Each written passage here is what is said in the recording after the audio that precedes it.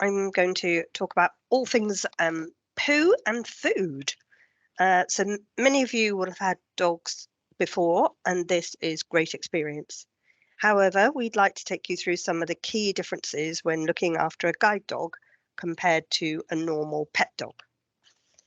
And if you've already started fostering one of our dogs, you'll know how much we like to talk about all things toileting, from frequency to location and even to consistency.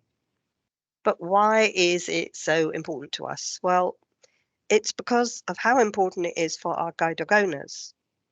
As responsible dog owners, most people have no issue with picking up after their dog. But for a person with sight loss, this can be difficult and embarrassing. If they're working their dog in the town centre or in a shopping centre, they want to have the confidence that the dog won't spend whilst working. If it has a routine, then it will hopefully spend in the garden or in another area prior to working. For anyone that has a dog or has had a dog, we all know that dogs love routine and consistency. We also know they love going out. So if we always get our dogs to spend before they go out, it's a routine that's much easier to maintain. If, however, we're in a rush or just think it doesn't matter and go out a few times before the dog's spent at home, it'll quickly learn that if it hangs on, you're going to go out anyway. And once it's used to going for a poo on a lead while walking, then it will very quickly transfer this behaviour to going while on a walk in a harness, as it will get used to that routine. And our job is to make it as easy as possible for the eventual guide dog owner with everything we do. Our dogs ideally spend on a concrete surface, but sometimes this may differ. And your trainer will let you know which surface to use for each dog you foster. And it's important you stick to this to give consistency. During puppy raising, the pups will have been taught an association with the words busy, busy, meaning to go to the toilet. And when you take your dog to its spending area, if you say busy, busy a couple of times to encourage them, then that's helpful. But don't keep repeating it because the dogs know what they've gone out there to do. So leave them to their own devices, and they'll often sniff the ground, turn in circles to find the right spot, and that might take a few minutes. So ideally, we want our dogs to toilet in their home, garden, or spending run. There will always be accidents, and also when on a free run, most dogs will always manage to squeeze another one. We would expect our dogs to do one in the morning before they go to the office. And if they don't, this information is important for the trainer to know so that they can try and spend the dog again before they go on a training walk. All dogs are different, so establishing a known routine can be really helpful. Some dogs will naturally just do one in the morning and one in the evening, which is ideal, and others will need one mid-morning or mid-afternoon. An established and predictable routine makes transition to a guide dog owner much easier. And once you have your dog, we'll give you a diary and ask you record each time the dog spends, and this then comes into the office daily with the dog. So moving on to food time, there's a classic picture of a Labrador holding a bowl, ever hopeful, because they're always hungry, always, doesn't matter how much you feed them. So all of the things that we do may be very different to how you feed your pet dog. But all our dogs are on a particular dry kibble diet and an amount of food specific to their needs to maintain them at a stable weight. You'll be advised of the daily allowance that your dog's allowed. And every time you feed your dog, we ask that you weigh the amount out on scales to ensure it's correct every single time, and it doesn't exceed the overall daily allowance. And without the scales, this can vary in amount of up to 30%, which over time makes a difference. When we train dogs, we use food to reward them for learning the right things, and this is known as positive reinforcement. So that they don't gain weight, we use kibble from their daily allowance for the training. And this means that you may not get much food to feed them at home, and in fact, they'll earn most of it. We'll ask you to weigh out their food each morning into their food tub. You'll be asked to give them a specified amount for their breakfast in one of the enrichment toys that we'll provide, and keep back a specified amount for tea. The remainder of their allowance will come into the office for us to use throughout the day.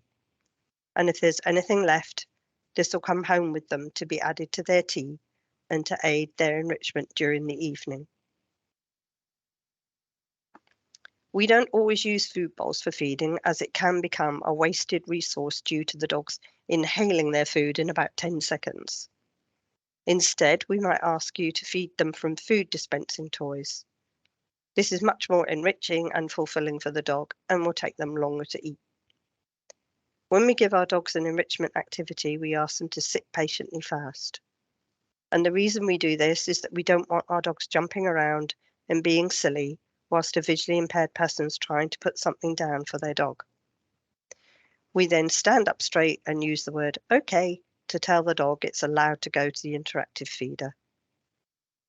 If your dog moves before you say "okay," just calmly pick up the feeder and wait for them to sit again. You shouldn't be giving your dog vigorous exercise at least an hour before food and 2 hours after having had a larger amount of food. This is very important as dogs can suffer stomach torsion, which basically means their stomach can twist, and it is a life-threatening condition. Extras are also specifically calculated from their daily allowances, as they can't have these in addition. Please check with us first. They can never have any human food or food for begging when you're eating, and this applies to everyone in the household, including children. We'll advise you if we want you to use any food for any training. The only time we'll want you to feed them anything other than kibble is for recall. And a list of permitted recall treats will have been sent to you, and your trainer will go through recalling your dog and when they go free running with you. If you've run out of kibble and want to give your dog something, then carrot can be cut up as a low-calorie alternative, but don't give them too much, as that too can affect their spending. Please also don't feel sorry for our dogs when you give them a very small amount of food. And if you think they plead with you for more, they do this even if you've just given them an entire 20-kilo bag. There's studies that show that all animals, if given a choice, would prefer to work for food rather than get it for free. And with our method of training, they receive food throughout the day. Please also remember we don't keep food stocks on site, so please give us a minimum of 10 days notice for reordering. Okay, so I'm going to talk about settling your new house guest in to your house. So for the first few nights, this could be a very unsettling time for your dog. They've lived for over a year with their puppy raiser, so this will be their first big significant change in their life, and we would ask you to be sympathetic. Some dogs may settle in straight away, whereas for others it may take some time to get used to their new home, and you may experience some of the following behaviours: whining, pacing, excessive drinking, and therefore needing to go to the toilet more, alert barking to sounds that startle them, shadowing you around the house, and potentially destroying items that are lying around. Any behaviours that you may overlook could be very useful, so please could you let your trainer know anything and everything. Sleeping, ideally, we prefer this downstairs in an enclosed dog safe area, which would be away from food or furniture that they can get on and items that they could chew. Your trainer can discuss the best options in your home, and baby gates can be very useful for keeping them from accessing areas you don't want them to. If your dog does whine when you go to bed, we ideally don't want you to go down to them while they're whining, as this can reinforce the behaviour. However, we also don't want you to ignore this, as it can escalate and cause your dog distress. If you need to go down to your dog, ensure you go in at a quiet time in between them making the noise. And when you go in, just calmly sit down. You can reassure them, but don't give them lots of fuss and attention and make a big deal of being there. Hopefully they'll settle again and you can again leave the room, but don't make a big deal of it, just walk out. As with everything, keep in contact with your dog's trainer and they can help you find a balance. Routine and consistency are really important to aid the settling in of our dogs. Try to maintain a good routine, especially through the weekend, as you would in the week. And our dogs might not actually understand a lie-in. During the weekend, when the dog isn't coming in for training, try to build a routine using their daily food allowance spread throughout the day. So this could be a mid-morning frozen Kong, a mid-afternoon puzzle, and an evening game of hide and seek, for example. Try to maintain regular opportunities for toileting, as we would during their training day, particularly before a walk, to minimise the chances of them spending or going to the toilet on the pavements. Please do not go out unless your dog has spent. And although this may be frustrating, particularly over the first few days or the whole weekend, as we talked about this before, it's vital to be able to give consistency so the dog knows you won't be going out until they've spent. With regards to other pets, please let us know if you have any other cats or dogs at home, as we have some helpful step-by-step handouts for the best way for our dogs to meet pets, such as cats and dogs. There is work that can be done proactively ahead of the dog arriving, so do discuss this with us, and we can work through the mixing process with you. We want to support you, so neither parties are stressed by the new arrival to the household. With visitors, everybody will want to come and visit your new guide dog, I'm sure. However, if you're key in making sure, well, you are key in making sure our dogs are carefully managed when it comes to meeting visitors in your house, as this will help set them up for success when they are with their guide dog owner, and again, inevitably in high demand for visitors. For your first week with your new dog, we would advise no visitors to the house. When you have a visitor planned, be proactive. When you know they're due to arrive, the ideal setup is for you to open the door without the dog being present. This avoids the opportunity for rushing out the door or potentially jumping up at the visitors. Set your dog up in a familiar room behind a baby gate or a door closed and give them a frozen Kong or a bone or something to keep them occupied while you go to open the front door. Ask your visitors to take a seat before allowing your dog access to the same room. Keep your meetings very low key and allowing the dog to approach by choice. We are aiming particularly for their 4 feet to remain on the floor. If you find your dog is getting overly excited with any inappropriate behaviours such as mouthing or jumping up, or any signs of possible stress, pacing or panting, you can try putting them on their lead. Place their bed or their mat near you and bring in their frozen Kong, which will encourage them to lie down. Keep updating your dog's trainer on how your dog behaves when visitors arrive, as we can offer support and management on or training advice as necessary. We don't want our dogs to have the opportunity to practice unwanted behaviours, example, running down the driveway to greet visitors or jumping up. As mentioned earlier, although the training programme is approximately 17 to 20 weeks, we may move dogs around. This is because your environment may be suited better to one dog than another. If this happens, your trainer will talk you through why, but please be assured this is totally normal and does not necessarily indicate that you have done anything wrong.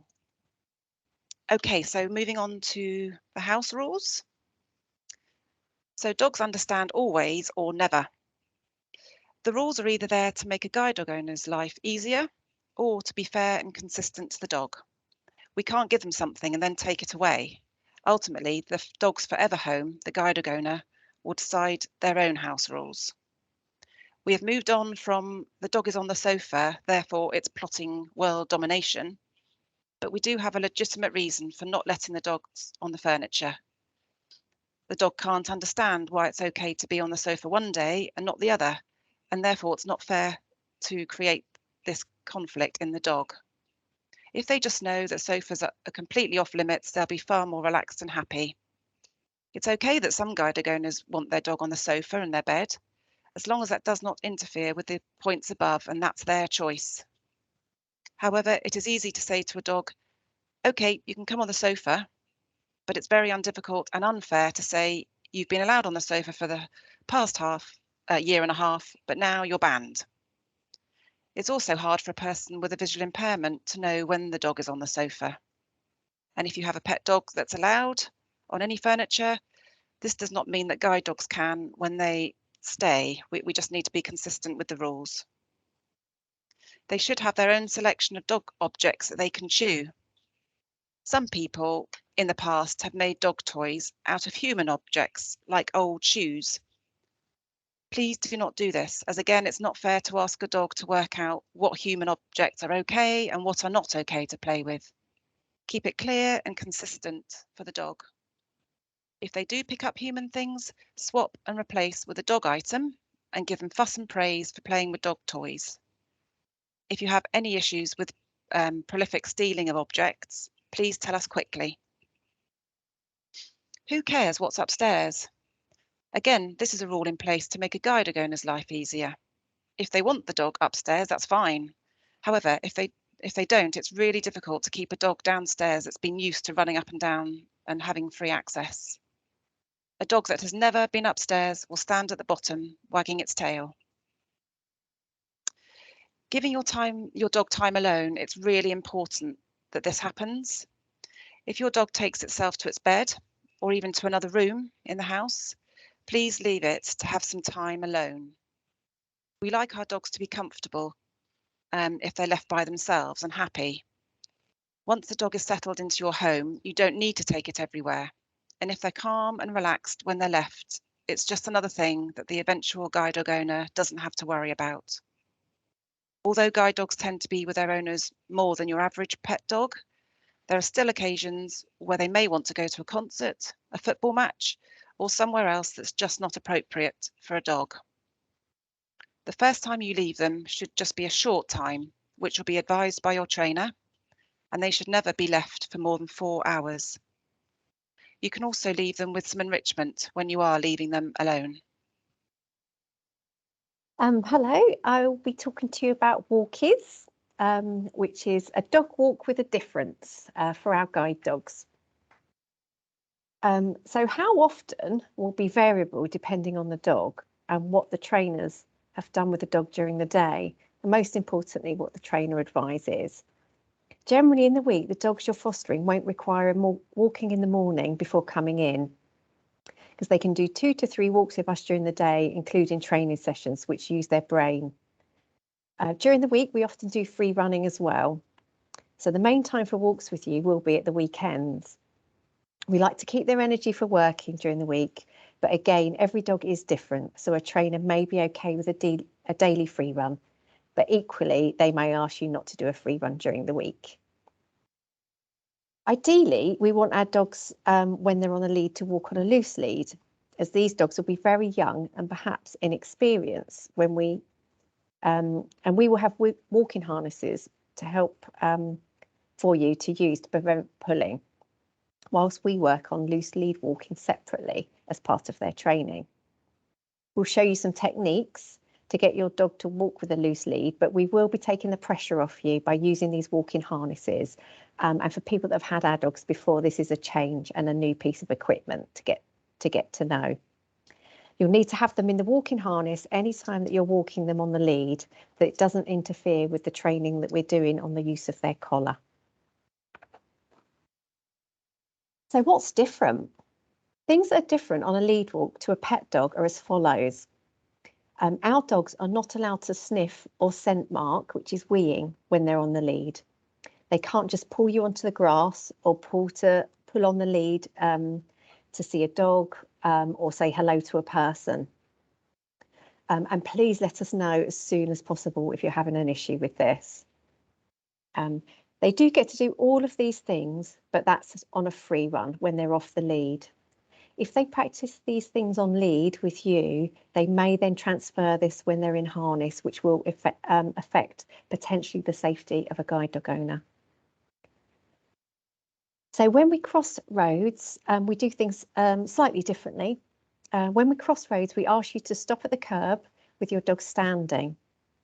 When you cross, we'd like you to cross in a direct straight line from one side to the other.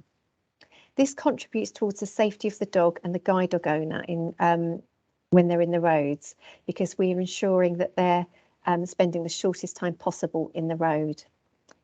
In addition, if the dog is used to doing diagonal crossings, that could potentially disorientate its future guide dog owner. When it comes to lead walking our dogs, we would advise please don't run or go jogging with our dogs. Again, this may confuse the dog with loose lead walking training. And in terms of access, your dog will have a flash on its lead highlighting it's a guide dog in training. However, legally, a training dog does not have the same access rights as a qualified guide dog, so it isn't legally allowed in cafes, shops and restaurants. Experience has shown us that guide dogs in training are still welcome in the majority of those places, but it's just a case of asking. Please do check with your trainer before taking your dog to any of these types of environments and venues, or doing any of these activities though, to make sure it's appropriate for your dog. It might not suit every dog. So the next thing to show you is our new equipment, which is the T-Touch walking harness. And this is a short video which just shows you how this is fitted. Okay, this is how we're going to fit the T-Touch harness onto a dog.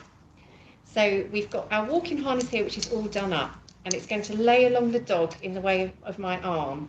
So where there are two loops, that's going to face towards the tail, and the head is where my hand is. So we've got the one loop and the one ring facing towards her head, and the two rings facing towards her tail. This strap here is going to go around her chest, and this bit here will be showing at the front because this is what part of the lead is going to get attached to. So this is a chest loop that we will be using. Okay, and now let's bring the dog into the equation. Oh, so when we undo it ready for fitting, undo the back two, and because we always do the equipment fitting on the left, undo the one on the left, which leaves you just with this shoulder one on the right, which will make for easier fitting when she's next to you on the left. Okay, going to get the dog in position. Yeah. Good girl. Stand. Yeah. Good girl. So I'm laying this on her back, the two hoops towards her tail, and the one hoop and the ring towards her head. This was the one we left in place because I knew she was fitting it from the left, and here is the chest strap. So I'm going to reach round and clip that into her shoulder. I'm going to check for any twists. Okay, there's no twists. I'm going to give her a treat because she's been very good at standing still. Yeah, good girl. So she's got both shoulder pieces in place, and there's the chest loop. I'm now going to reach underneath, do it carefully and checking for any twists. It goes behind her front leg and clips up on this right hand one here. Yep, good girl.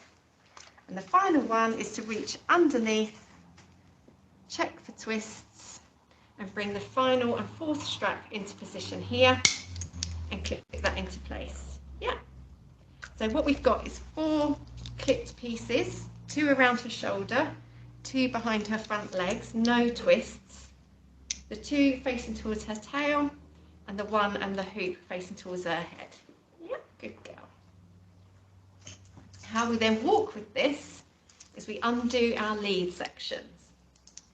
The first section is going to clip on the top, and the second section is going to clip to the hoop that's under her chest there, in her hairy chest.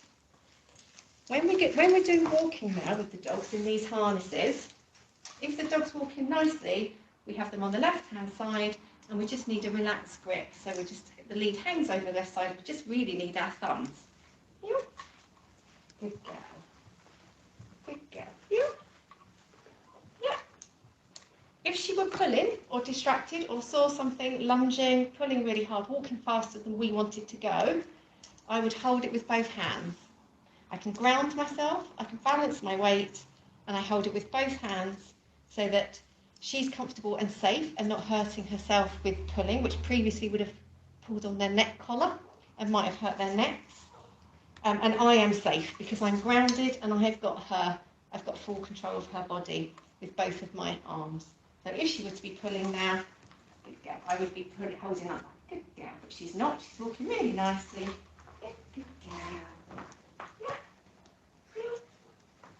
Good girl. Okay, and then to take the equipment off, we undo from the strap. Maybe just put that back in place so we've got control. If you were indoors, you could take all this off. If for whatever reason you were still outdoors, you would move it just to her neck collar so you've got full control. We're going to unclip both back ones and the one on her left shoulder. This leaves the one still on her right shoulder connected, which makes it a lot easier to then hook around when we want to connect it again. Yep. And that's how we fit and take off the T-Touch walk-in harness.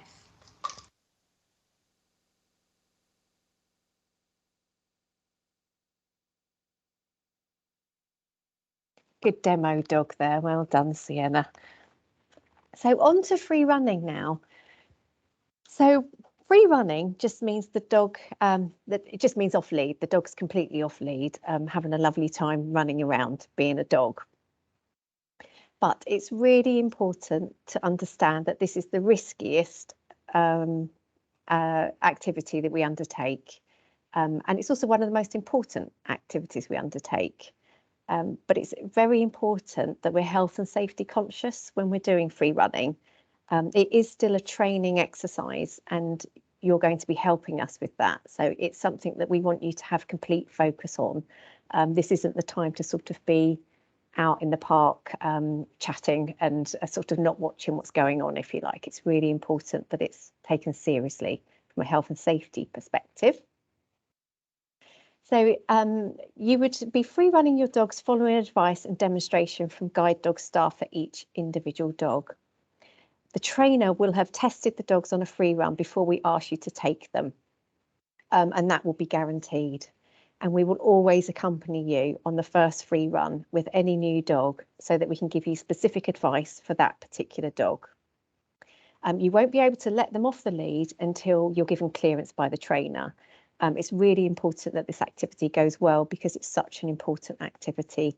And we also want it to be enjoyable for you. So the trainer will complete as many free runs as they feel are necessary in order to be able to then pass it on to you to be at a manageable level. So it could be a week later after getting the dog, or it could be quite a long time later if there's a particular issue that the trainer's working on, and each dog will be different with this. On a free run, a dog is free to sniff or spend, which is toileting, meet other dogs and generally be a dog.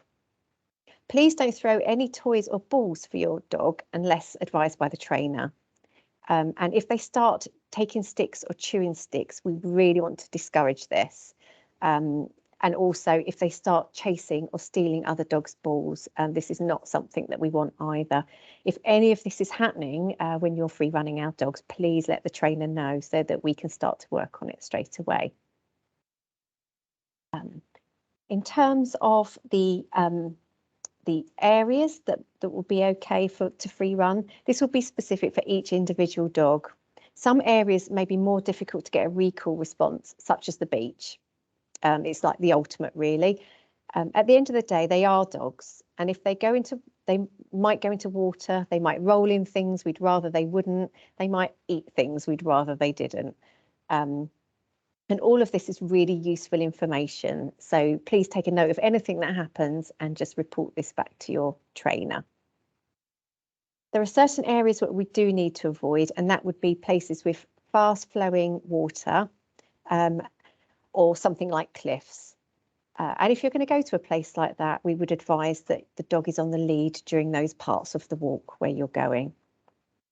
In terms of the timing, as previously mentioned, we need to be careful around feeding. So we wouldn't want to go at least 1 hour either side of feeding. But if a dog's had a particularly large meal, then it wouldn't be able to be free run for 2 hours after feeding. We need to be really careful of the weather.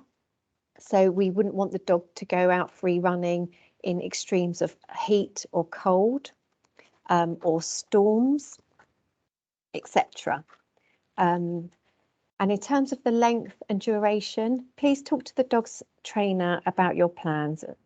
It might be unsuitable for some dogs to go for very long walks or runs or in particular environments. So all of this is very dog dependent. We use high value reward to get our dogs back. If you think about the fact that they're in a park with all those lovely things around them, we've got to offer them something really great for coming back to us. And so we do this to increase the chances of a really good recall and a really good recall response first time. The handler will tell you how much of what to use and which foods to use. Please don't use any foods that we haven't authorised. This is a really important area for a guide dog owner. It's also really important for our dog's welfare. It's vital that someone with a visual impairment has the confidence to let their dogs off and know that when they blow the whistle and call them back, their dog will come back to them and make physical contact with them each and every time. And also so they know it's their dog that's returned, not just a random, probably Labrador in a park. This is a massive ask for a dog that's loose and having fun in an exciting environment, sniffing, playing with dogs, paddling in water and chasing squirrels. That's why such a huge amount of training goes into this area, and why each dog's needs are so different, and will be tailored to each particular dog to get the best possible recall response so that it's successful for their ultimate guide dog owner. It's and that's really important why you treat this as a training exercise when carrying this out for us to help the dogs get it right. And this will mean that the guide dog owner can confidently take them on free runs and know that they'll get them back. And the next section, I'm passing over to Glenda Dodder, I think. Yes, it's me again. Okay, so I'm going to touch on how do you travel your dog. So your trainer will talk you through all of this, but the most important thing, one of the most important things, is that if you have a convertible car, that you never drive with the top down whilst the dog is in the car. Probably fairly obvious, but it could be very distressing for the dog. We just don't know how they're going to react, and dangerous as well. So that's the first point. So there's two options where in which you can travel the dog in your car. It could be in the boot behind the dog guard, or it could be on the back seat using a car harness. So either way, the boot or the back seat needs to be comfortable for the dog, and an inviting environment really. So it's got to have beddings, blankets, enough space so the dog can turn around, and bedding will also help protect your car from excessive hair. We will cover this with you practically for every dog that you foster, because each dog is very different in the way that it behaves in a car. Please do talk to us if you notice any issues with getting your dog in and out of the car, or any other behaviours when you're travelling. Example, excessive panting, whining, barking, and the trainer will be able to give you guidance on this and give you a hand. We will provide a harness for the back seat if that's your preferred way of travelling the dog. Dog guards can be sourced cheaply from places such as Halfords. But please do check with your own car insurer as to the policy regarding transporting dogs in cars without a dog guard, just to make sure that you're covered in all eventualities. To maximise your safety and the dog's, we strongly advise the use of a dog guard rather than a car harness. Guide dogs.